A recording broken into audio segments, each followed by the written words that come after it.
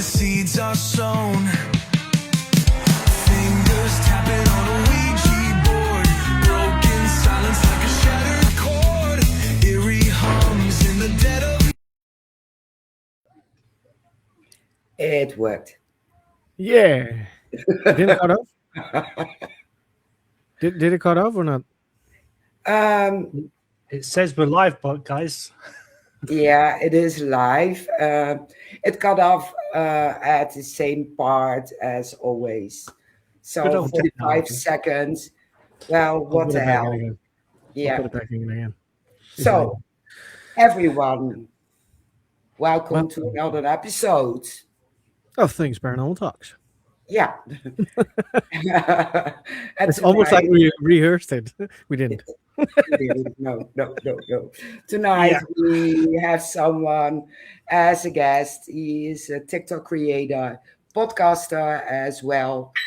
And there was something with Sipa. But I forgot. I'm sorry. We have Lee Hatfield. Hi, Mary. Hi, Shane. Thanks for having me. And the SEPA part is the team that I'm with. Scientific That Investigation was of it. Paranormal Activity. You have to explain that Yes. again, probably. I Yeah, can see what kind of podcast this is going to be tonight. like always, not too strict. We laugh a lot and have Yes, we fun. do. And some interesting things, of course, but we try to be as cozy as possible. Oh, yes. Well, those beers, Shane, that you said were going to arrive haven't arrived yet, so I'm very disappointed. Ah, damn it.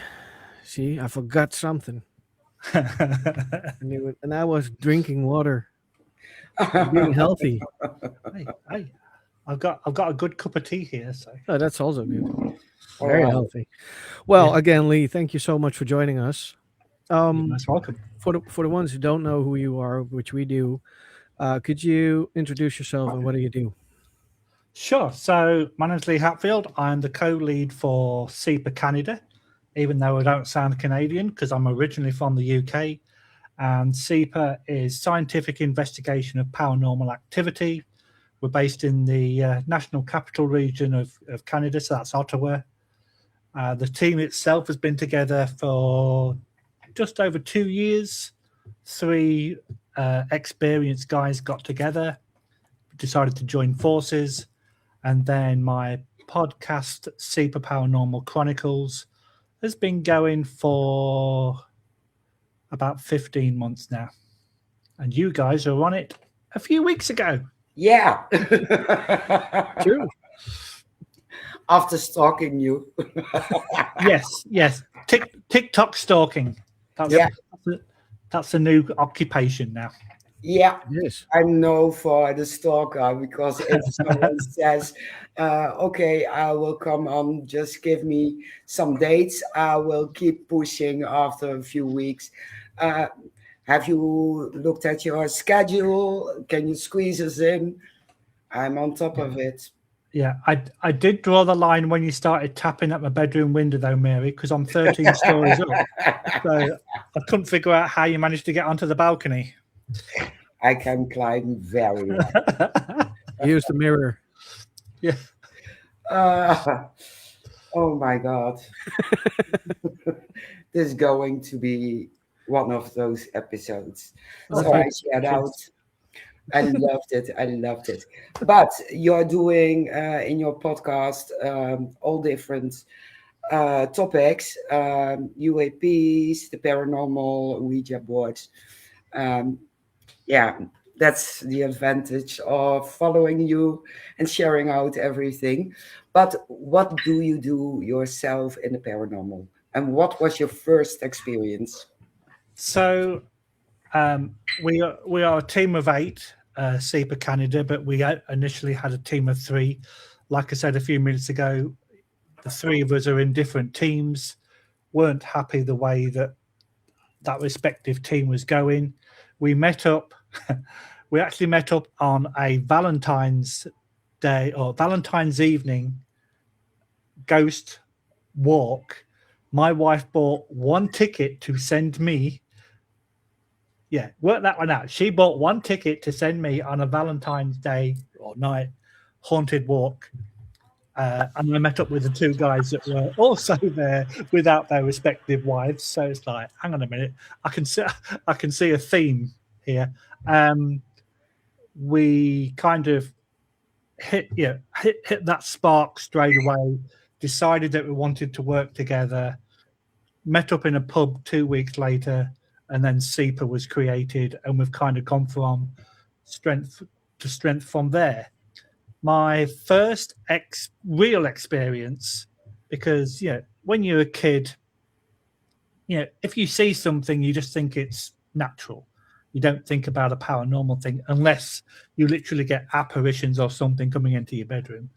But my first real experience when I was a paramedic in the UK, it was a Saturday night. I was working with a new guy because my regular partner was off sick. So this new guy came in, and as you normally do when you're working with a new guy, you just talk about football, or you talk about your hobbies, that kind of thing. And we got called to a cardiac arrest. And I was the senior paramedic, so we turned up on scene. We start working on this guy, and he's doing CPR, and I'm getting other stuff ready. And then I gave him a break to do some CPR, and he literally said to me, "You can stop doing CPR." And I went, "What are you talking about?" He went, "Oh, the spirit of the patient is stood behind you, and he says he's not coming back, so you can stop doing CPR. It's his time." And I'm kind of like, I've kind of got my professional head on, and I've kind of got the WTF moment. It's like, what the? And I then said to him, "Well, with all due respect, please tell the patient that I've got a job to do and I have to carry on." So we carried on, and we, if you don't get any response after 20 minutes, you can say, "Okay, unfortunately, this person's passed." So we did the paperwork, got back in the vehicle. It's like, dude, you can't say that in the middle of a cardiac arrest. And I went, "So what's this?" He goes, "Oh yeah, I didn't tell you that bit back at the station, but I'm a medium and I can see spirits." It's like, F word, bleep, bleep, bleep. And it's like, yeah. So that was kind of my first real interaction. I didn't see the spirit, but he did. And then I'd always kind of had a bit of a skeptical mind about the paranormal. Yeah, we used to have a TV show in the UK that I used to watch, and you could tell that it wasn't as legitimate as what it should have been. Like, the lights would go out and something would make a noise, and you go, it's one of the film crew, come on. So I was skeptical for the longest time, but after that one incident, I thought, well, okay, maybe there is something out there. So let's just start. And I did started researching and getting books, and then even then I didn't watch the shows. Not really until I came to Canada in 2013 did I start watching the shows.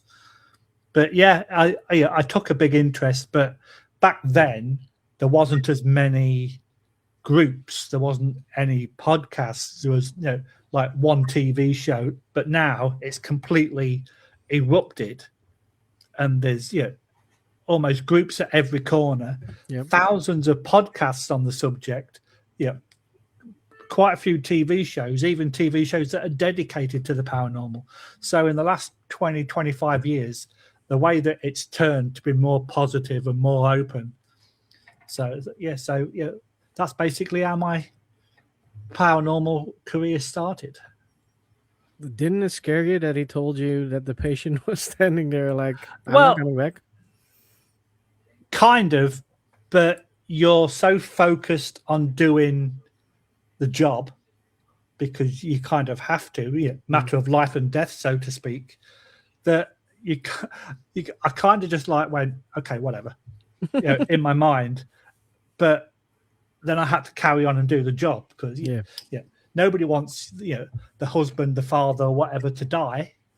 So True. I had to kind of focus on what I was doing, and then it's like afterwards, it's like, you come here, you and I need to have a chat. Yeah, I only can imagine. Oh my God. It would scare you. Yeah, It would scare me. if I'd seen the spirit, that might have been a different Oh, matter. yeah. It'd have been no, I'm calling it now. You're dead. Off you go. But yeah, I did look over my shoulder and didn't see anything. But yeah, that was this is how tonight's going to be on this shift, is it? Okay. That would have been a weird experience. Yeah, definitely. Yeah, it's a story that I do tell a lot, to be fair. I can understand why, because it's a good story. Yeah, I love it. Yeah, that's an experience I would like to have. Probably never going to happen, but still, that would be something I would like to have. Yeah. Just go out and find someone dead and start doing CPR, see what happens. Oh yeah, you never know. You're like a morgue. So, That thing is not going to work in the morgue. yeah, it's like, Shane, what are you doing here? Get out. Well, I'm trying to do CPR, see spirit, but no, it's not working. yeah. I don't think they'd buy it somehow. No, I don't think so either. Can I film? Sure, sure. And then you'll see Shane being like escorted Locked away up. with handcuffs. Yeah. Yeah, Straight jacket. Yeah. It's not going to be handcuffs. It's got to be straight jacket. yeah, they think you're a lunatic. Give me a sec. yeah. Can you see if this jacket fits? Yeah. Great, thanks. Yeah. Probably not. I'm too big. Oh, But you mentioned you moved to Canada.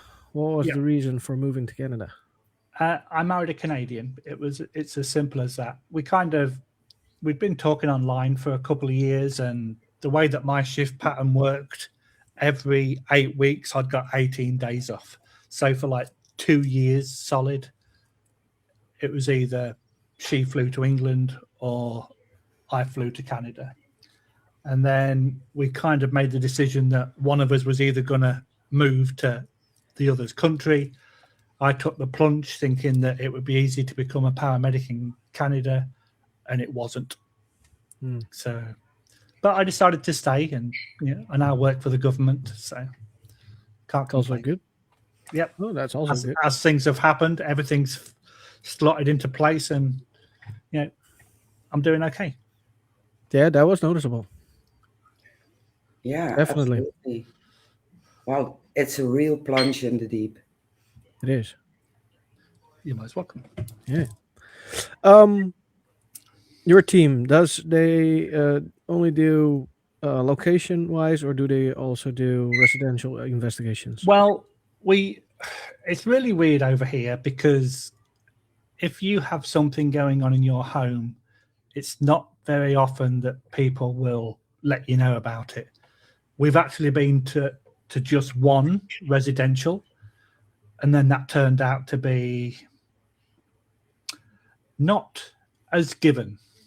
So this girl was saying that she'd got spirits in a house all over the place. And she sent us a video of her dog barking at the cupboard. She sent us a picture of a dead bird in the garage. And it's like, okay. And then, like a moving child's toy, but it moved from behind the camera going forward. So it's like, okay, benefit of the doubt. And we decided to turn up after her saying, now I've got, I can see spirits. And we turned up and she was like, well, yeah, the dog barks at the cupboard. But then we found out that that's where the dog treats were. So that put my skeptical head on straight away. And then, we had a dead bird in the garage. And I thought, well, that's not that unusual. A bird gets trapped in the garage, and it dies. Didn't think anything of that. And then she's tried to tell us that the children toys were switching on. But like I say, the footage that we had, it came like away from where the camera was. So it's like, But the icing on the cake was her boyfriend was sat on a leather sofa, and she picks up a cell phone and goes, look, there's a spirit sat next door to my boyfriend. So I went, what app are you using to see that? She went, oh, Snapchat. So I was like, I'm sorry, are you using what?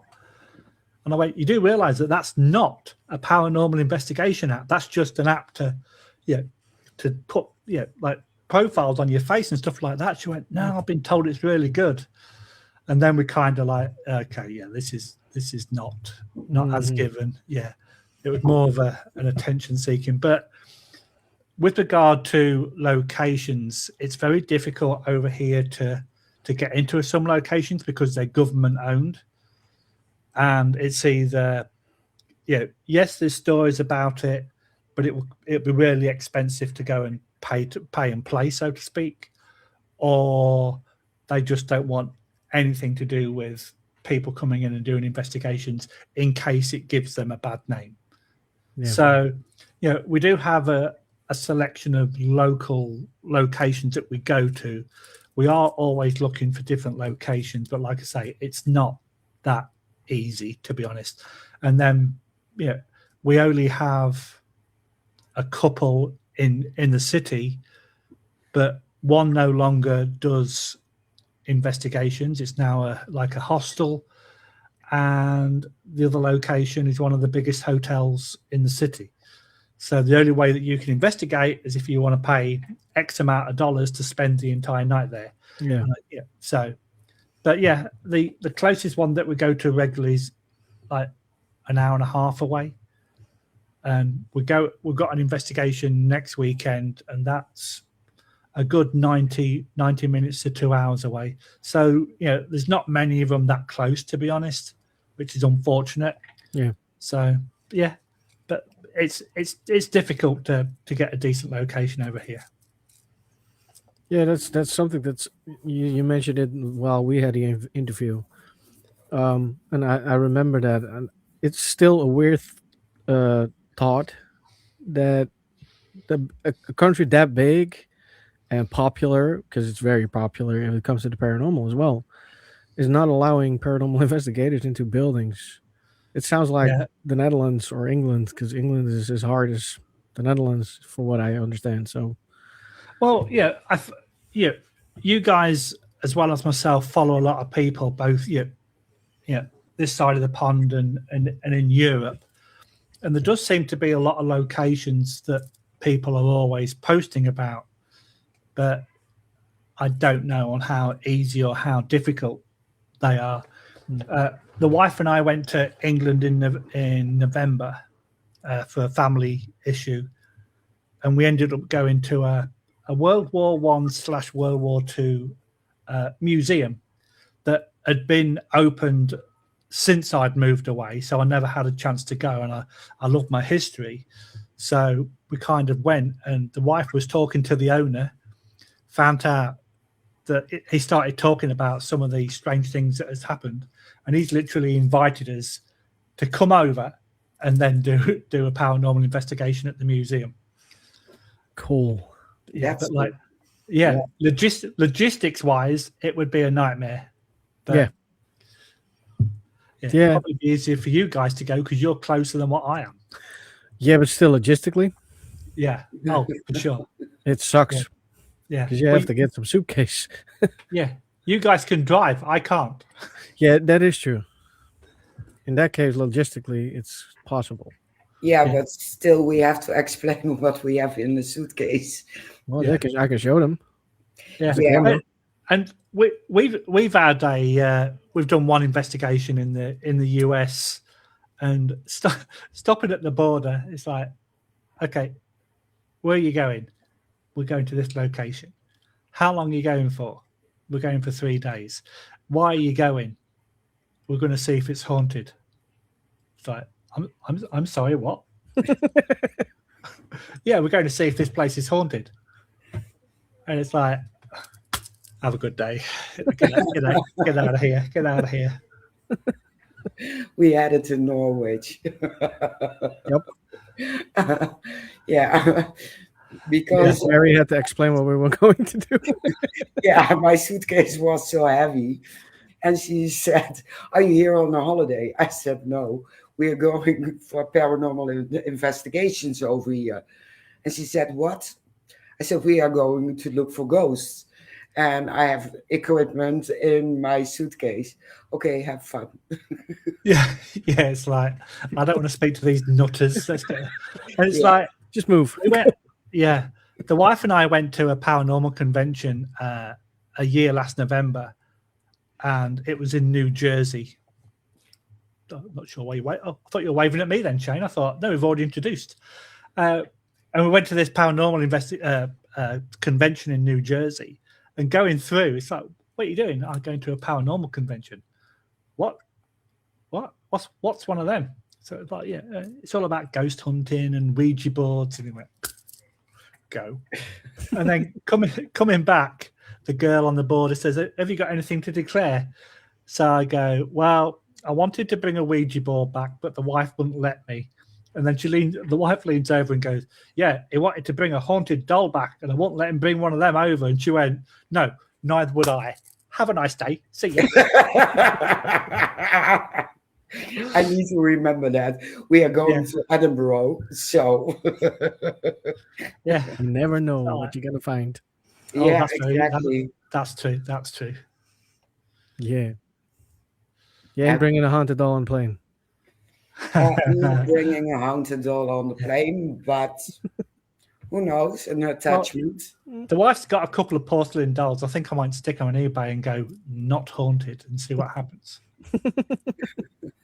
Probably get bought. Yeah, Definitely. yeah. Easy. I think so. Yeah, for sure. Yeah, Easy. absolutely. What's your thought about Ouija? I don't know what it is. We do have one as part of the team, but I never ever get involved with it. I don't. Yeah, I watched The Exorcist and those kind of movies when I was a kid, so I don't know if it's that at the back of my mind. But anytime anybody's said, "Oh, do you want to get involved with a Ouija board?" It's like, "Nope, thanks. Nope, off you go." But like, yeah. But I'm also, a different generation than what some people are nowadays. Yeah. Where back in the day, it was, if you do that, it's a portal, you'll get an attachment and all that kind of stuff. But now I edge on the side of caution and go, I'm not playing with that. And my colleague knows, or my colleagues, I should say, they know that I'm never ever going to do it. So they've stopped asking me now. Sort of like, "Lee, can you film this while we do it?" Yeah, I'm good with that. So I'm the one with the camera. Always a good thing. Yeah. Yeah, absolutely, absolutely. I saw you also talk about UFOs and UAPs. Did you have any experience with an UFO? And no, and that's what's really disappointing me. Because like we look, the way that our balcony looks, it goes north and the city is kind of behind us. And yeah, we go out at night time and look, and like, I'm very disappointed that I haven't seen anything. But I've got some really good friends that are really big into it. So I have them on the podcast and stuff like that.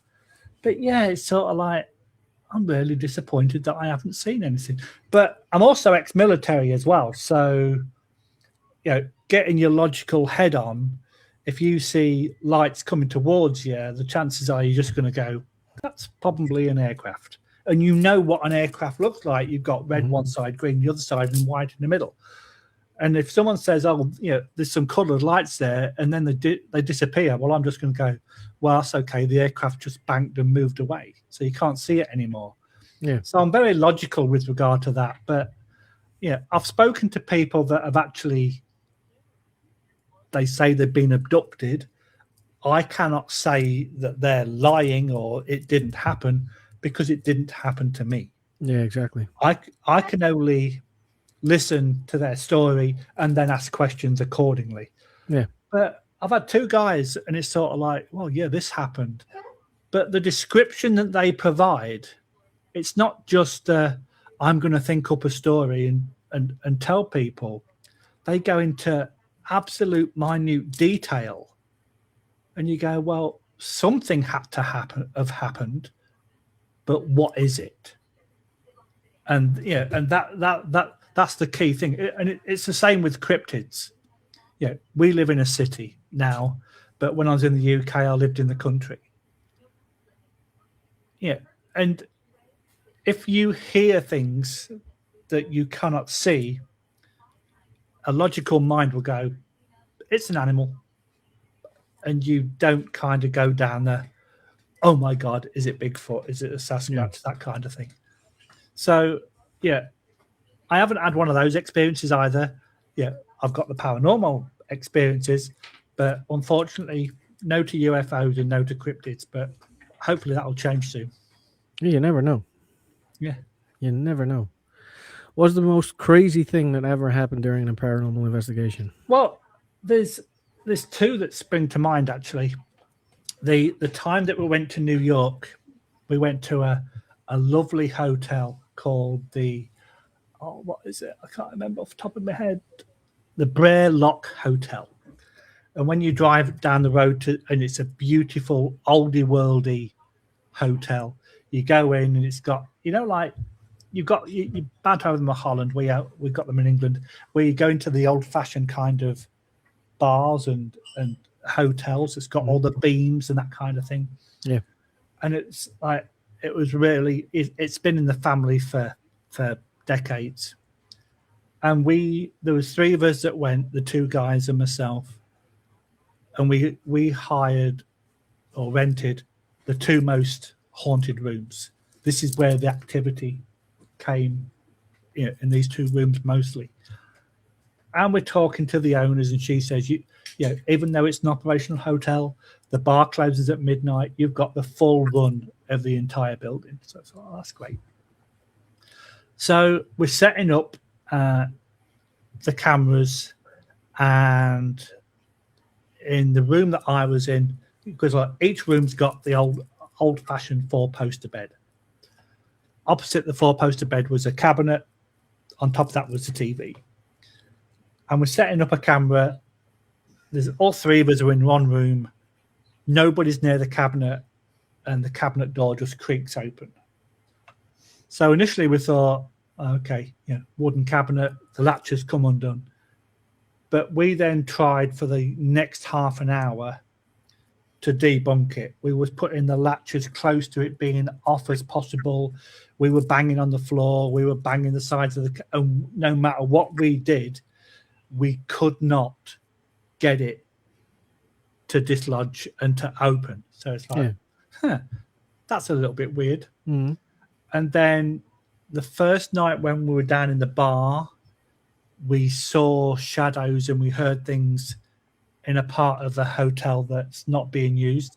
They've got two kitchens, and this one kitchen is only used for special functions. Nobody been down there, and there were strange noises that were like someone was moving around, but it was like a galley kitchen, and you could hear things that were happening. One of my colleagues said that he saw a shadow move, but when you go and investigate, there's nothing there and nothing's making a noise.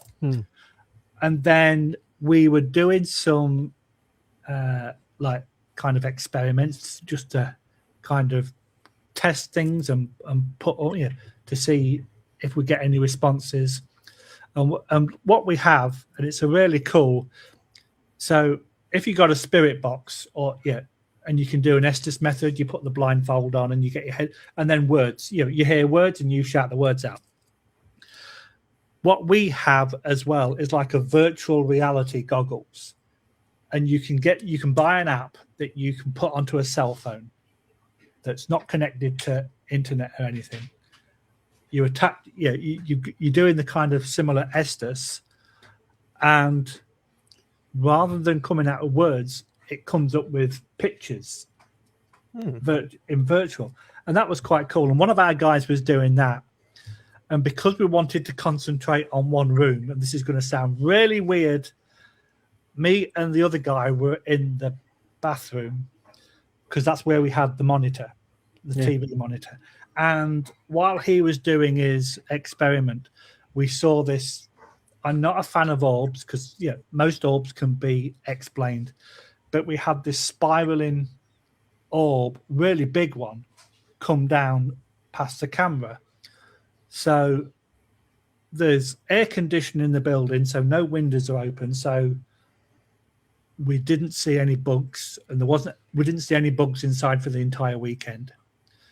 It was too big for it to be a particle of dust. We thought it might be like a flake of paint come off the ceiling, but if there was, there'd have been evidence on the floor. We couldn't find any evidence. So we absolutely had no idea what that was. And then the final thing that made it really interesting, on the second night that we were there, we had just finished investigating about 2 a.m. We'd put all the stuff away. I climbs into the 4-poster bed, quite a big one, and I'm in there by myself. And I'd literally been in bed 2 minutes. No word of a lie. Like how every evening you get into bed and you get yourself comfortable and you decide on the position that you're going to try to get to sleep. That's the stage I was at. And with it being an oldie worldy 4-poster, rather than having a duvet, they had the old-fashioned blankets. And I moved my leg to one side and I felt the blankets kind of settle because I'd created a gap. And then no more than maybe 15 to 20 seconds later, a really heavy sensation of somebody sitting on the bed. And it wasn't the blanket settling, because that's kind of a soft sensation, but this was a heavy sensation of somebody sitting on the bed. I opened my eyes thinking that one of the guys had come in from the other room, and then I saw this apparition go past the bed. And as soon as I thought, shit, that's an apparition, went to grab my phone, and of course it was then gone. So an absolutely really positive location. We'd love to go back. It's a tad expensive with the exchange rate and all that kind of stuff. But that was a really fascinating experience. And then recently, I'll say recently, just before Christmas, we're in a kind of like what do you call them?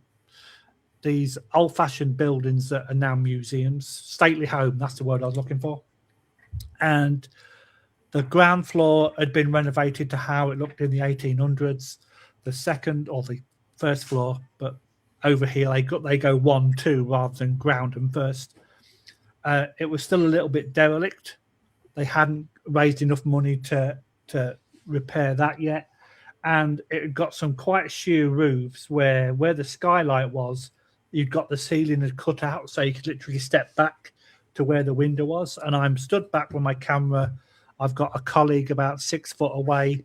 We're doing all the normal questions. Is there anybody there? And all that kind of stuff. My left hand was hanging out of my pant pocket by my thumb, and it was at an angle. And I felt like something wrapped its hand or something around my fingers that was outside of my pocket. Being rational, I thought, okay, it was a cobweb. But then I quickly realized, hang on a minute, if my arm's sticking out and I'm in this alcove, my shoulder or my arm is going to take out a cobweb. And there was nothing low enough for it to be a cobweb lower down. So what was it? And we've actually got cameras all over the place. And the guy that was monitoring the base station, he went, I saw you looking, but what I said, it felt like something helped. And it just felt like, like how a little kid will grab your hands. But they won't grab your full hand, they'll grab a few fingers. That's exactly what it felt like. Can I explain it? Nope. But that's cool. That's awesome. So they're probably the two main ones that like intrigue me, and I've got no rational explanation for both of them. That's very cool. Yeah. Did you get any EVPs where you can hear children talking or child? Not at those locations. We did get a couple of noises that we couldn't explain. But at both locations, funnily enough, EVPs were very quiet. It was more of a physical thing that was happening. Yeah, there was later on at the one that we went to before Christmas. One of the other guys, he felt like he got touched on the back of the head, like a hand was placed on the back of his head. So I think that was more of a physical location, and so was the New York one. But yeah, we didn't really have any positive, good EVPs at them locations. But the first time we went out to a location as the three of us, we went to a jail in a place called Cornwall, which is about an hour and 15, hour and a half away. And you've got a main corridor. It splits off to the left where it goes down to other areas. Splits off to the right where solitary confinement is. And then if you go straight down and turn left, there's an area called the Hell's Angel wing, where obviously it was segmented at the time for Hell's Angels. And Logan went off to the left, Volta went off to the right, and I carried straight down into the Hell's Angel. And I've got my camera, I've got my body cam, and that kind of stuff. And Shane decided to leave us. No, he has to stretch. Oh, there he is. There he is. Legs. Oh, okay. You were picking your nose, Shane, weren't you? yeah. And Sorry. yeah. And I'm asking, if there's anybody there, please make a sign, make a sound. And if you could, I would very much appreciate that. And as soon as I finished saying appreciate that, I kind of heard a on the recording. Didn't hear it in real time, but this was in review afterwards. Wow. Yeah. And I thought that was a double breath. And I played it again. Sure enough, the double breath was there. Played it again, and it was still there. So I sent it to the two guys and went, I've just picked up this. And they went, well, it was your breathing. It's like, dude, I've been a paramedic for 13 years. I know how people breathe. And it's not me breathing like that. And the other two were like 30, 40 feet away minimum. So it couldn't have been them. And I was the only person in that proximity. I sent it to a friend of mine who literally broke the EVP down into voice waves. And he went, this is me coughing, as in him. And there was a voice wave. This is your voice wave. And this was the double breath. And all three of them were completely different. Yeah.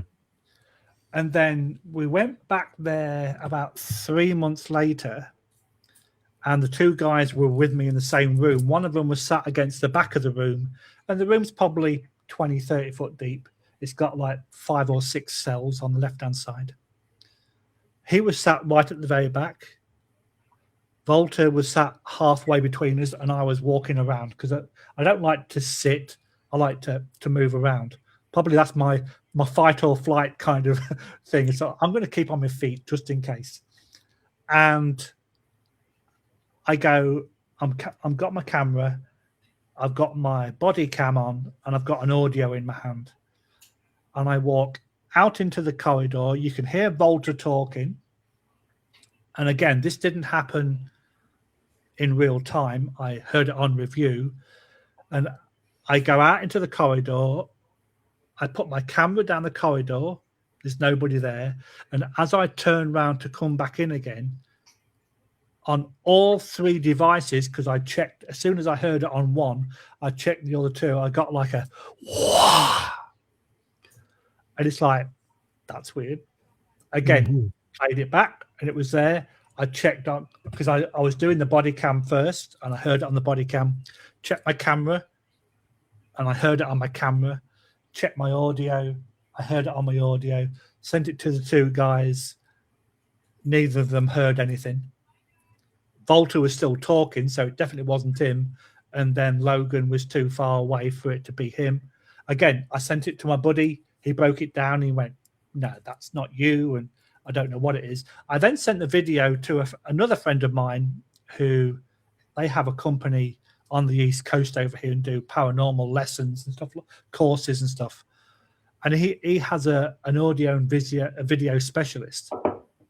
So he then sent it to him because he can then tell if the video had been tampered with, if the audio was added, and he come back and went, no, this is genuine. It's not been tampered with. Yeah. Do I know what it is? Got no idea. So they're my two favorite like EVPs that I like talking about. Those are amazing.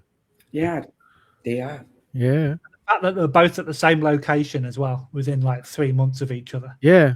Because that's even more amazing because it's the same location and not that far off of each other. But you were talking about the fight or flight because you were standing on your feet. Have you ever had a moment where you had to go run from a building? Funnily enough, not as an investigator, because I'm one of these people that's got a logical mind. So if I hear something or I see something, unless it's coming at me at a rapid rate of knots, then I'm just going to try to find out what it is. Yeah. And I was talking to a medium last night, and the only time that I've ever had a fight or flight, I was 5 or 6 years old. I'd been to the corner store, and some old guy had fallen off his push bike. And I remember having that fight or flight response. But if an investigation, you see a lot of these examples on TV and they run out the building. It's like, no, I may be absolutely crapping my pants, but I would still go further in just to try to document the evidence. Yeah, exactly. Or find out what it is. Exactly. We're all here for the same reason. Yeah. And people say that a lot of our evidence is fake.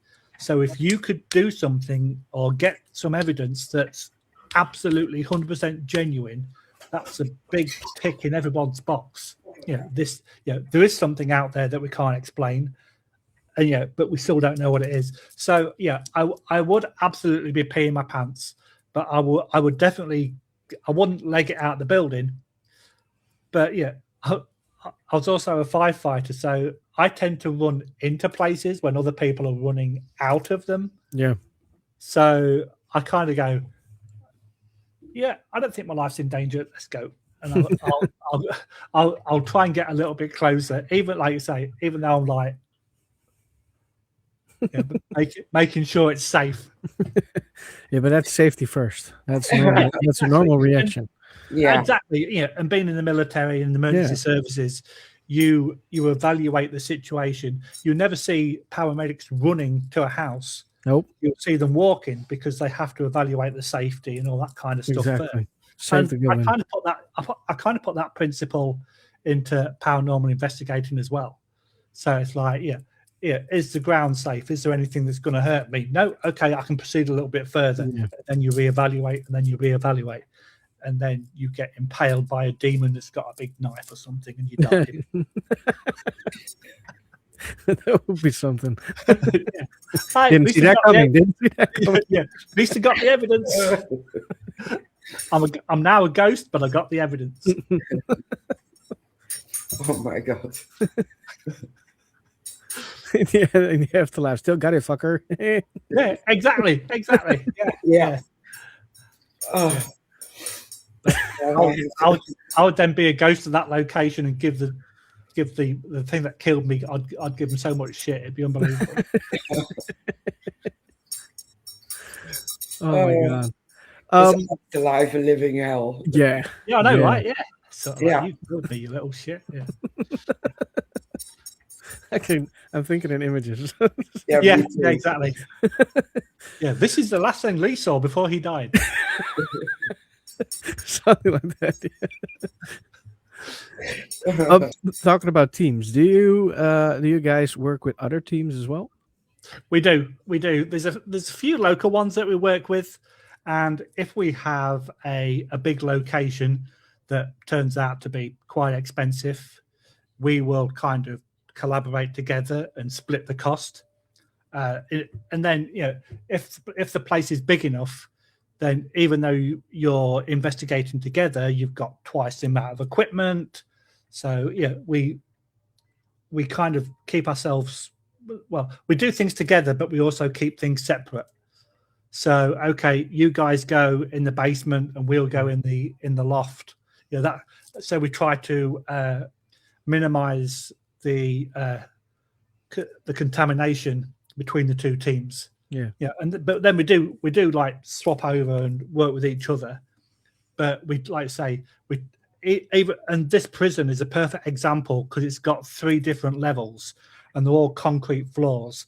So you can hear somebody way in the distance, but it's not affecting you doing your investigation because it's only a slight murmur that you can hear. Yeah. And we've done that a few times at that particular location. So there's at least 2 or 3 that we've worked with regularly. So we know how they work and they know how we work. Yeah, that's a good combination.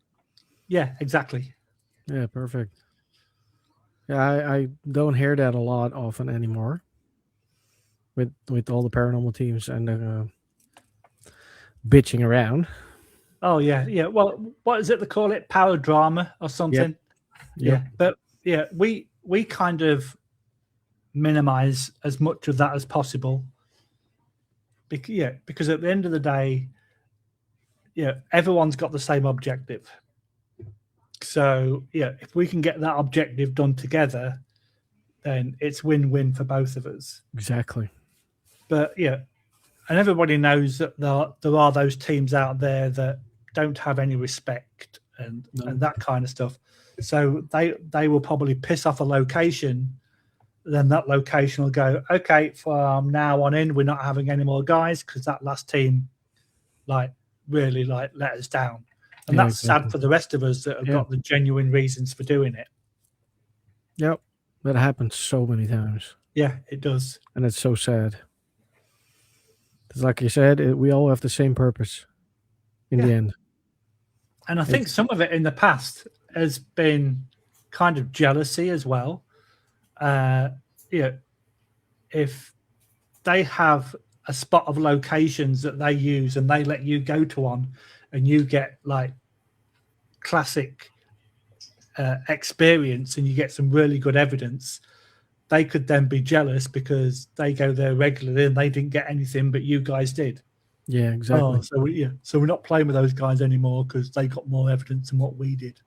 Yeah, and they will drag you to the mud. Yeah, exactly. By calling it faked and that kind of stuff. Yeah, and everybody's seen it happen. It's just like life's too short. Let's we're all playing in the same sandpit. Let's just crack on and do it. Yeah, exactly. And we're not ghost adventures. We're not paratainment. We are really interested in finding out what the paranormal is. That's it. Definitely. Afterlife. Yeah. And we don't get possessed by demons every week either. That's doesn't happen. No, it does not. Noreen says, I think the drama comes from the ones that are more entertainment based rather than true investigators. Yeah, I agree with you, Noreen. 100% Noreen. Yeah. Definitely. Totally agree with that. Yeah. Couldn't agree more. Absolutely. If you follow them on certain places, for me, it's kind of real life soap. Sometimes I read it, but I don't react and stay up with it. But I have certain people that I absolutely trust. Like I've got a couple of medium friends that I trust 100%. I've got one guy that I've interviewed a few times, and we've actually created a good friendship. And he's actually, like I say, a really renowned exorcist, and some of the stories that he comes out with, sort of like, I have no reason to believe that this doesn't happen. And he was telling me one story about a girlfriend at the time put on this pendant that she found at I can't remember what the location was, but it was a weird location.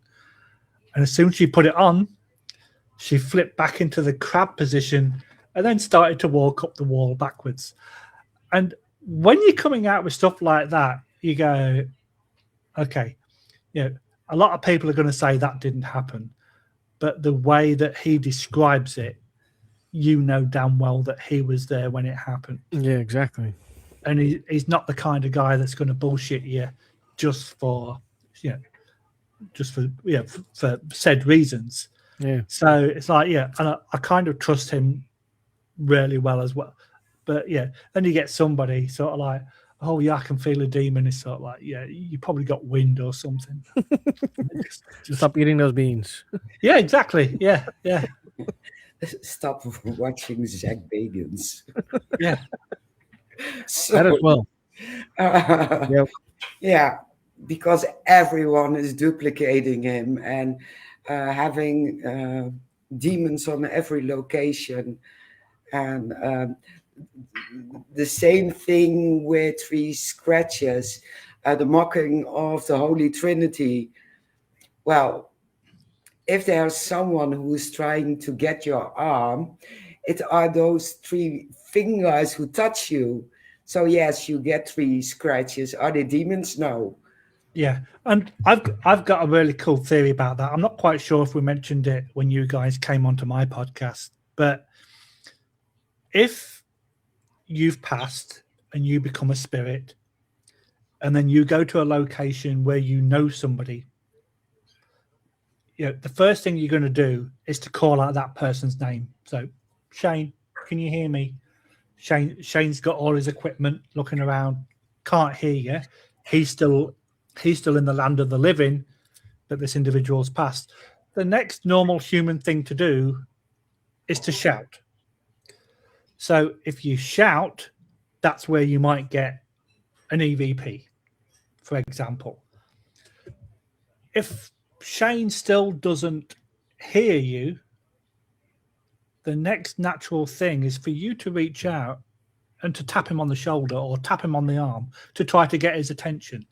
And my idea, my theory, is that could be the transference of energy from spirits, if of course they exist, that's causing the scratches.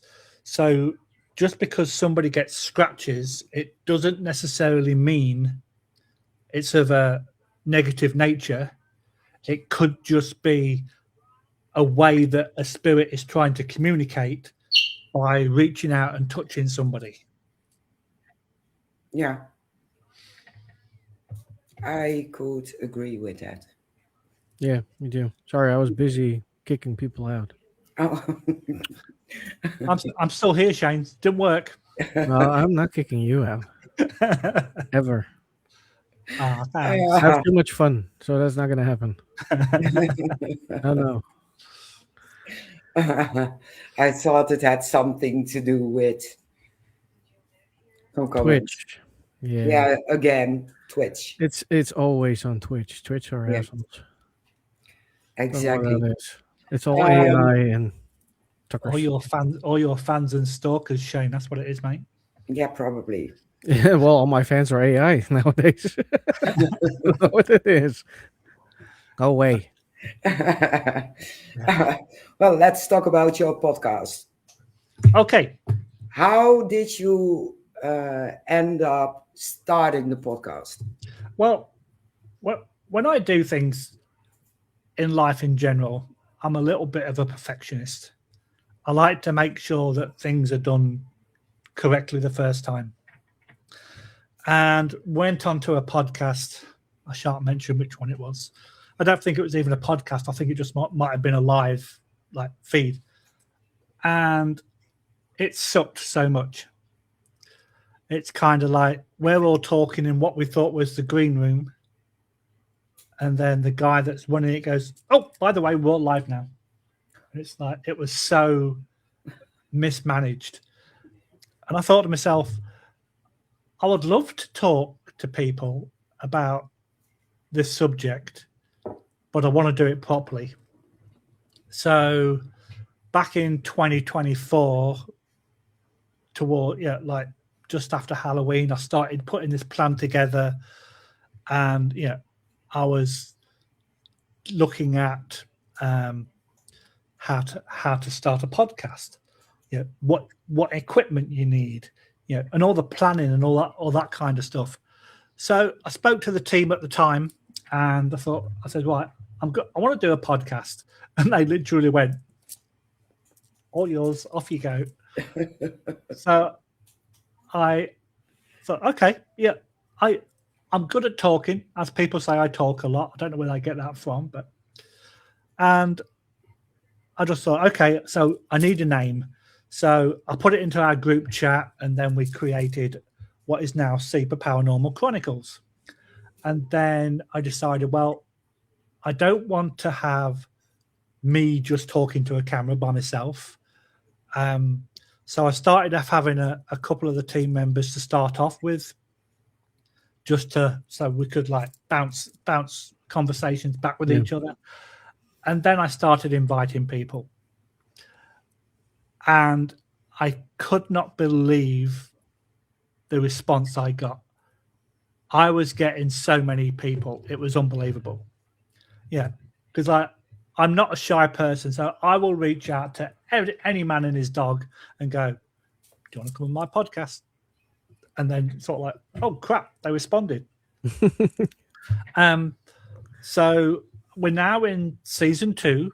I just released episode 22 of Super Paranormal Chronicles, and I've spoken to people off the TV, people, like yourselves in different countries, England mostly, the US. I've spoken to somebody from, where was she? She was in Austria, I think, talking about the Dyatlov Pass. Yeah, because obviously, the paranormal potential there. Yeah, I've spoken to exorcists, mediums, TV personalities, authors, and we have such a great time. Because I don't hold back with some things, and I treat people as an equal. Everybody I speak to, I treat as an equal, and we end up having such a blast on some of the podcasts. Yeah, a lot of these people are now my friends on Facebook. Yeah, and this includes people off the TV that are now my friends on Facebook. But I have so much fun doing it, and no two stories are ever the same.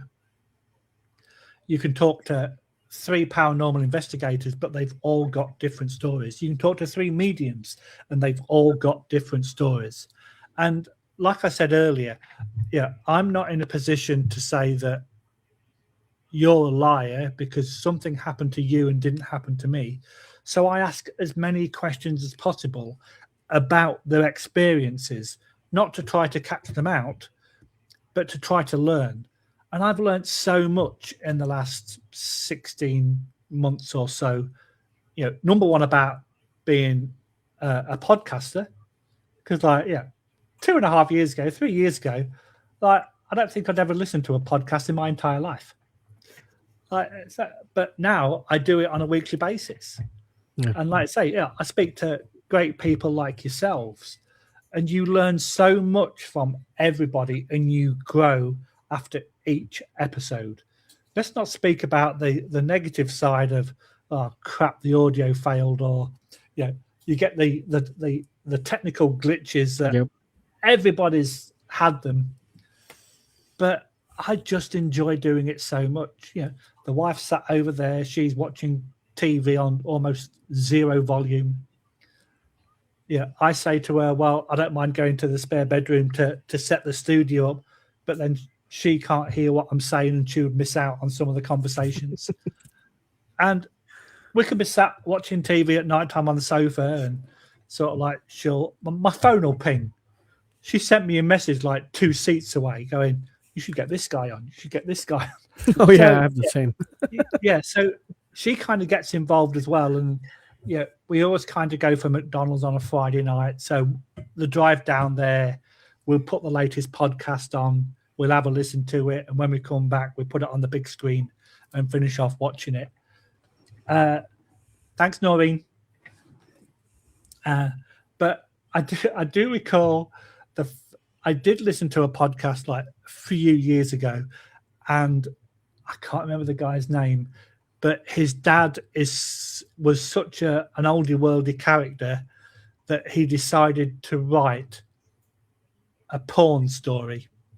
And the podcast was my dad written a porno, and it was so funny because he did not know how to interpret particular words, and it was really, really funny. But that was the only time, like I say, that was just a one-off. My sister now listens to me weekly when she goes out and walks the dog. My nephew has got a podcast, and he's doing really well. He does it on the English TV show EastEnders, and he's been doing it for a few years. But yeah, I didn't really get any help from him. I do have one guy that's got a couple of podcasts himself, Joe, who made sure that I got the right equipment and all that kind of stuff. But yeah, I thoroughly enjoy doing it, and you just never know from one week to the next. You know roughly what the stories are going to be about. Yeah. But once you go off on that tangent, you could be talking about anything. Yeah, exactly. And that's the fun part of it. Yeah. Yeah. And I know that we mentioned earlier before we came on air about some of the people that respond and others that don't. And it takes 2 minutes to say, unfortunately, I'm busy. But then we mentioned about one person that I'm getting in a week or so that I reached out to, and he went, yeah, I'd love to. When can I do it? You just never know who's going to say no. The people that you think are going to say yes can say no, and the people that you just go out on a limb to speak to, and you think I'm never going to hear back, and ping, holy crap! Yeah, exactly. Yeah. And that's the fun part of it. And none of us would do this if we didn't enjoy, number one, doing it, and number two, talking to people. Exactly. And that's the key thing. Yeah. And people like Noreen saying that podcasts promote a gathering of like-minded people. Yeah. She's absolutely right. Yeah. Because there's so many people that have got paranormal stories, whether it be about fairies, UFOs, cryptids, ghosts, mediumship, demonology, anything. If you're into that kind of thing, it's always a fascinating story to listen to. And you don't have to sit down and watch a video. You could, like with these apps nowadays, you can be out walking the dog. You could be in the garden. You could even be in the bath. Or not the shower because it would get wet. But you get what I'm saying. You could be anywhere. You could be on a plane listening to them. Yeah. And that's the great thing about doing podcasts. Yeah, not only that, like you said, it's you never know what the story is going to be about. Yeah. And none of the stories are the same, unless it's two colleagues of each other who had the same experience. But other than that, it's always a different story. Yeah. And I was talking to a guy. He's coming back in a few weeks, actually. I'll tell you. You'll know why he's coming back in a few weeks when I'll tell you the story. He was a UFO investigator. And he was talking about one particular incident, and he went, "Yeah, that's about the time that I got abducted," and then just carried on. And I went, "Whoa! You can't just come out with that and not tell me." And then it was like, "Can you come back on and then we'll talk about that?" So he's coming back in a few weeks to talk about his abduction. But it's like you can't just like drop that little nut into the conversation and sort of like, "Oh yeah, that's when I got abducted." So, like I say, so you never know literally what's going to come out of somebody's mouth. Yeah. You just don't. And like the amount of times that I've been sat here doing this, somebody says something and I just go, what? You can't believe what I was talking to one girl about fairies, and she was writing an article on fairies for a magazine. She wasn't comfortable with the end result. She went to whatever meeting she went to, and there were some mediums, and when she came out, she felt something slap into her back, and then she vomited soil. And she would have never have told people about it if there weren't two witnesses. And she reckons that was the fairy realm telling her to change the end of that particular article. So she did change it and nothing else happened. But it's like, when you're just talking a normal story and I came out of the hole and this happened, you just go, what? and it just completely like throws you. You just go, yeah. Please excuse the pause because I'm just like I have no idea what to say next. Yeah. Yeah, that's a normal thing if that happens. Yeah, absolutely. And We had that's- it as well. Yeah, and Yeah. that's what makes it fun. It does, because then you have to think quick. Yeah, you It's do. like, Yeah, oh shit.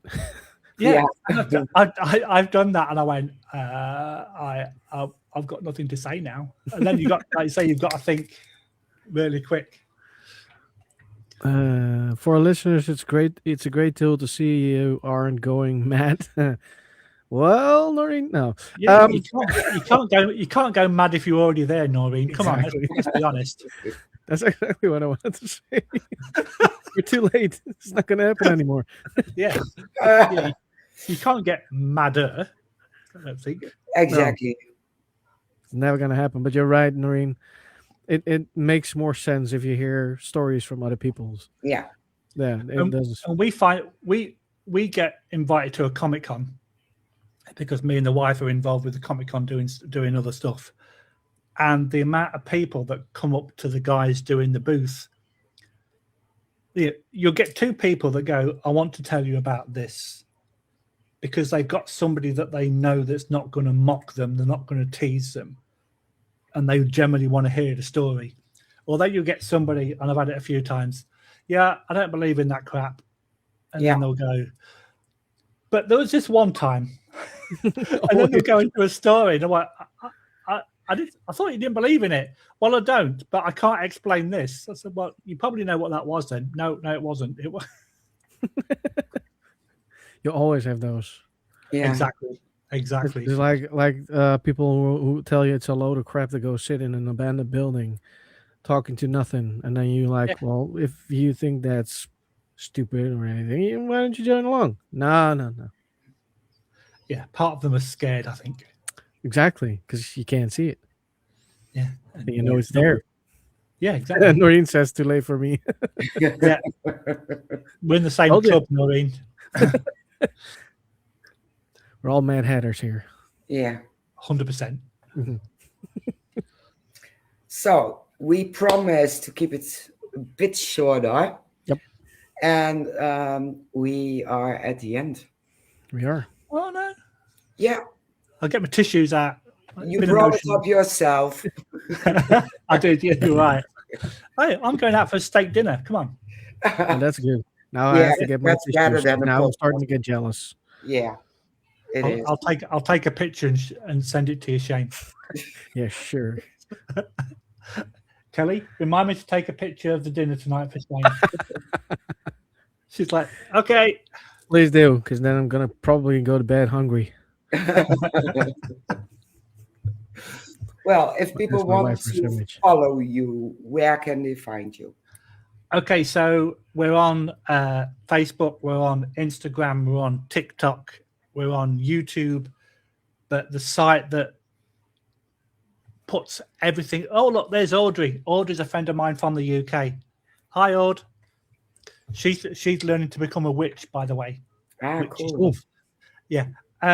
But we do have a website where everything is all joined together, and that's SIPA.ca, so SIPACA.com, and you can find like all the links to TikTok and all the podcast episodes and all that kind of malarkey, and it's all in one area. So, yep, that's where you can find me, and you can see my wonderful face, Cool. or you can blot it out, whichever you prefer. Don't test people. They will. Yeah, that was not a challenge, Audrey. The fact that you have to tell her. Yeah, exactly. But she's a relative non-believer, but now she's learning to be a witch. So Yeah. Yeah. Makes sense. Non-believing is not there anymore. exactly, I can guarantee she's going to message me in a minute to go. So, Well, see, great face for radio. This is the kind of crap I get from her. You asked for it. Yeah. I did. I invited her to do it. That was yeah. It was made for it. Yep, Yep. Thank you. definitely. Thank you. Thanks, Well, I have a head for a radio as well, so that's good. Sean. I don't care. That's why I sit like this. Nobody sees me. So I do this. That explains a lot. That explains so much. Yeah, it does. It does. Joking. Joking. It's supposed to be like that. It's supposed to be like that. Well, Lee, thank you so much for joining us. You're most welcome. Thank you for having me. Yeah. Yeah. Yeah. Well, you have to go back again, of course. Definitely. And we won't invite Audrey next time. She's mean to me. Well, maybe. You never know. But That's always yeah, good. I'd love to come back anytime you want me. You're please. always welcome. Perfect. Send me a Always message. welcome. I'll jump on. Sure. That will make that happen. For now, we are going to put everybody in the background and we end with a little bit of music, like always. And I have no idea what we have next week. So, So we have on Saturday Tony Rosito. oh, yeah, we have Tony. Yeah. So, Saturday, we're back online again. And until then, we will see you next time. Bye bye. Bye, Bye, all. everybody. I clicked it again. Sorry. Can't get the staff.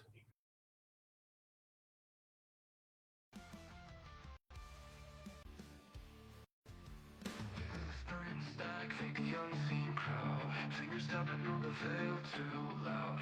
Voices from the cracks in the floor. Shadows bending where light won't go. Chasing truth in a haunted show.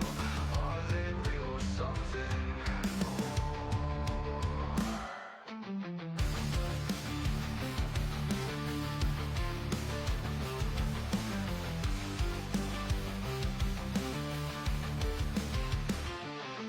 Psychic dreams or skeptics grin. Ghosts of questions circling within. Answers vanish before they land.